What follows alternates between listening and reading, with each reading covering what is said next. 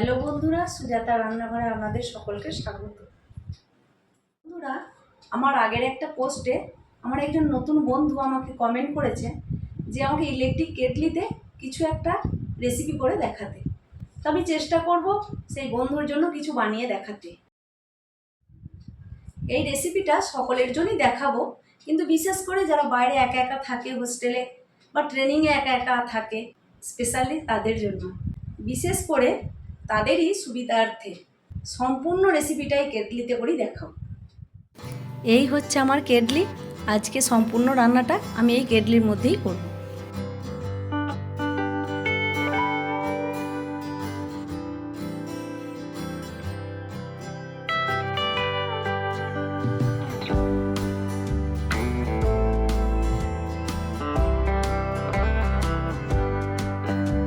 সবার প্রথম মাংসটা আমি ম্যারিনেট করে নেব।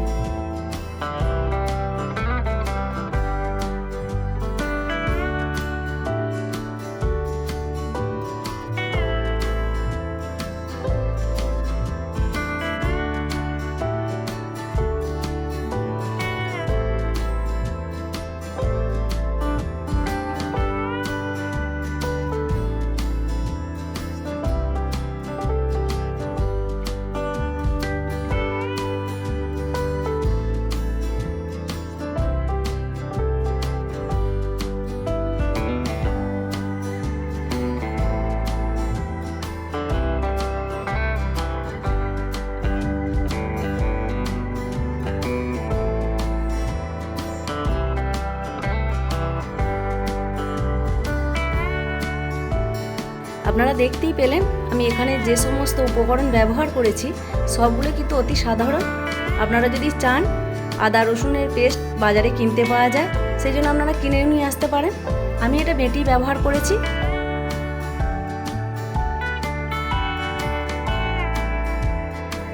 যদি আপনাদের সময় থাকে তাহলে ম্যারিনেট করে কিছুক্ষণ রাখতেও পারেন, আর যদি খুব তাড়াতাড়ি থাকে তাহলে একবারে সঙ্গে সঙ্গে মেখে কেটলির মধ্যে ভরে দেবেন।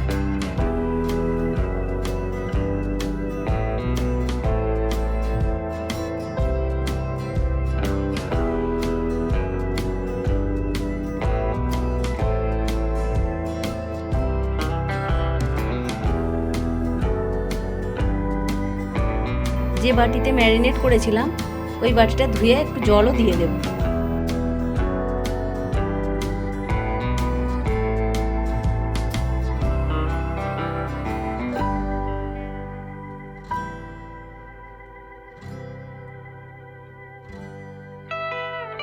সব কিছু রেডি হয়ে গেছে, এবারে কেটলি চাপিয়ে সুইচটা দিয়ে দেব।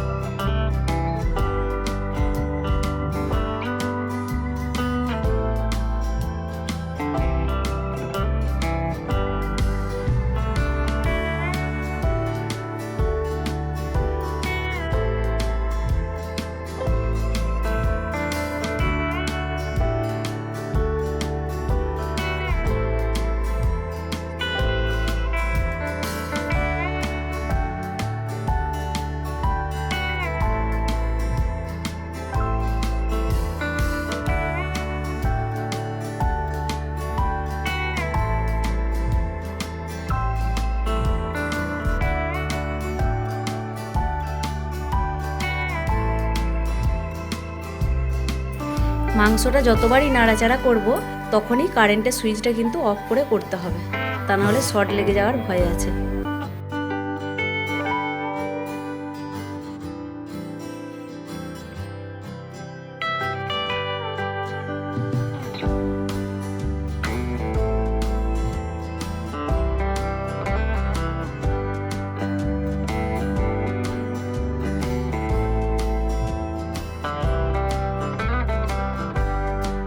মাঝে মাঝে কিন্তু সুইচটা অফ করে নাড়াচাড়া করতে হবে, তা না হলে তলায় লেগে যাবে।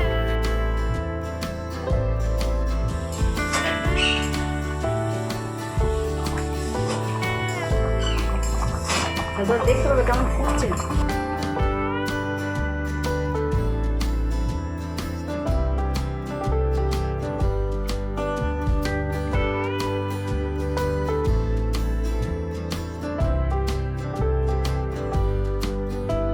বন্ধুরা, কেটলির গা থেকে বা পাশ থেকে যদি এই ধোঁয়ার মতো বেরোয় তাহলে ভয় পাওয়ার কিছু নেই, এটা স্বাভাবিক ব্যাপার।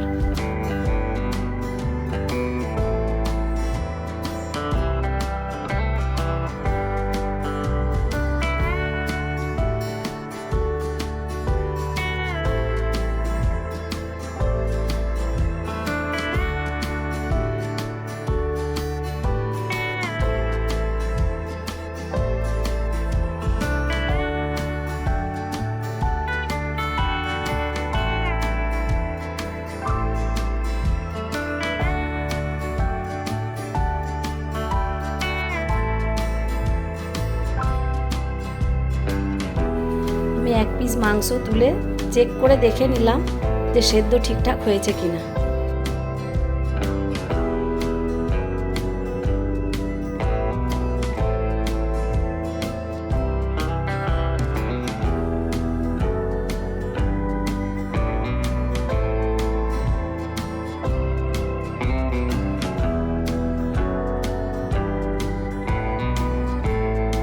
ওই যে আপনাদেরকে বললাম যে ভাব বেরোলে ভয়ের কিছু নেই, ওটা একটা সাধারণ ব্যাপার।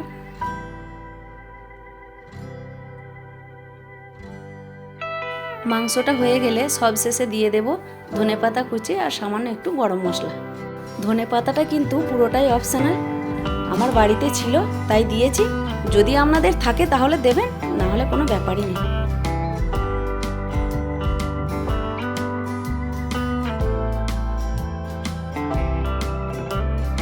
ব্যাস বন্ধুরা, রেডি আমাদের আজকে রেসিপি কেটলিতে চিকেন কষা।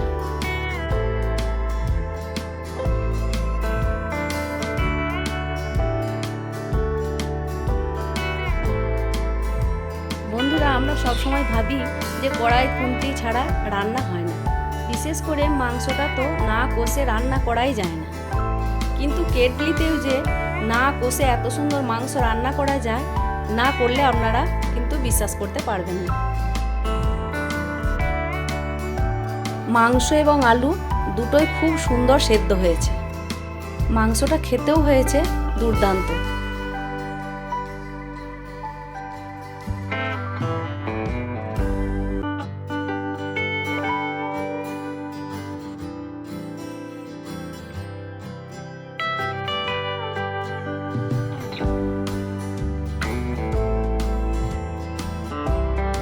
ঠিক আছে, আজ এই পর্যন্তই। ভিডিওটা ভালো লাগলে লাইক, কমেন্ট, শেয়ার করবেন। নতুন বন্ধুরা আমার চ্যানেলটিকে সাবস্ক্রাইব করে আমার পাশে থাকবেন। ধন্যবাদ।